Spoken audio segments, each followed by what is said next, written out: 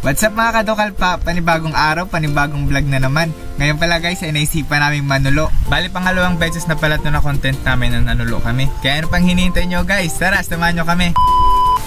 So ayun nga guys, dito nga pala ay nagre-ready na kami para sa panulo namin. Biglaan lang pala namin naisip na manulo kami. Nag-grave kasi kami sa Pukot tsaka Tusa. At dahil nga biglaan lang to guys, hindi talaga kami nakapag-charge ng mga gagamitin naming flashlight. Kaya bahala na kung ano mangyayari sa amin.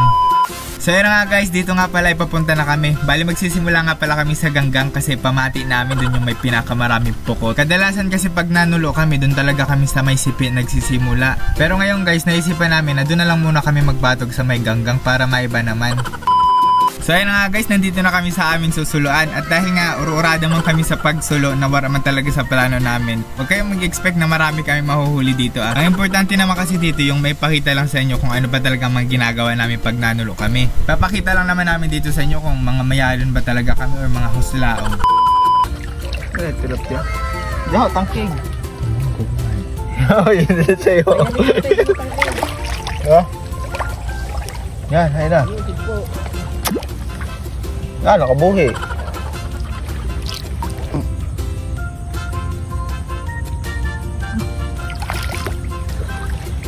Ano ka? Ah, nakabuhi pa. Pata.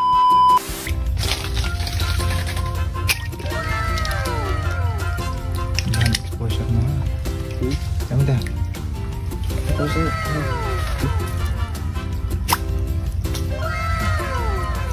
Next exposure.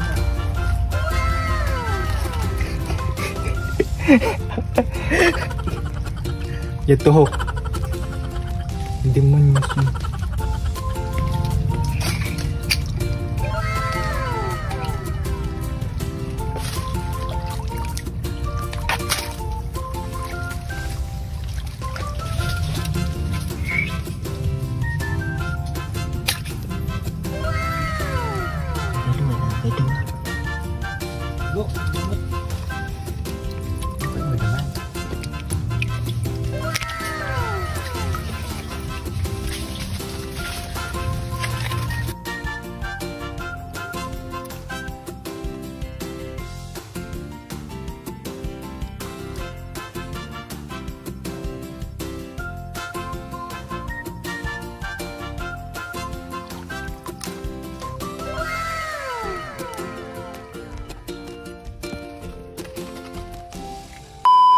Bali dito nga pala guys ay nakaimod kami ng kines. Medyo malaki na siya kaya sabi namin kukunin na namin. Si Warsi na lang pala dito ang kukuha kasi hindi naman ako marunong. Siya kasi yung pinakamait sa buong mundo. Bali naburungan pa nga kami dito kung anong gagamitin namin panghuli. Kung papalhugin ba namin or aagahirin na lang. Nagsuggest naman ako sa kanya na kamayin niya na lang para mas madali. Kaso habuman niya kasi mga hagat daw. Sabi ko naman di man yun mga hagat. Basta kaistoryahan mo lang saan mayan.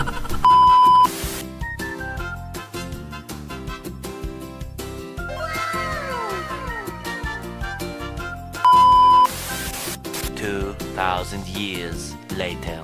So ayun na nga guys, dito nga pala ay nagsiahon na kami. Hindi na talaga kinaya ng mga flashlights namin.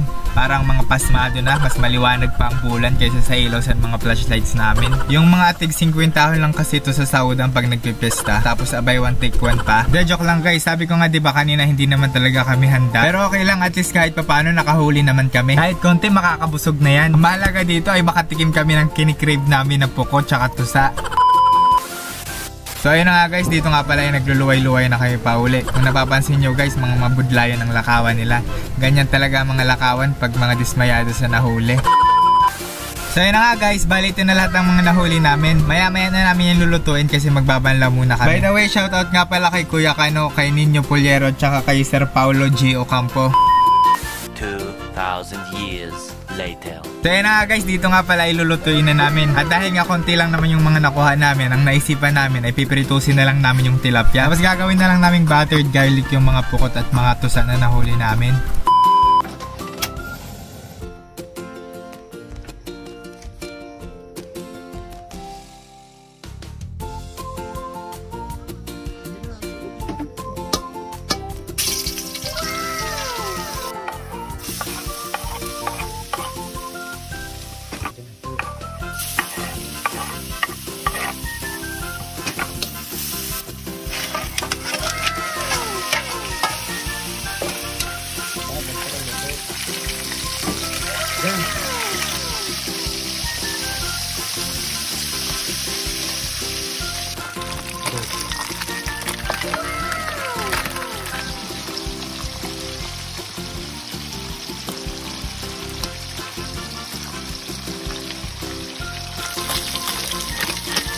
Ito po.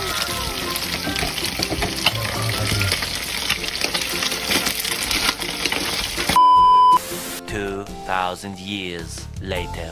So ayun na nga guys, sa wakas naluto rin. Makakakaon naman gihapon. Bali hindi na namin ipapakita sa inyo ang pagkain namin dito kasi baka mainggit lang kayo. Marami pa naman mga inggitera dyan sa Pilo-Pilo. De, joke lang guys. By the way, sa mga gusto pa na magpa-shoutout, comment down below. Wag na kayong mahiya, mag-comment lang kayo. So ayun na nga guys, hanggang dito na lang. Sana nag-enjoy po kayo sa panonood. Maraming salamat.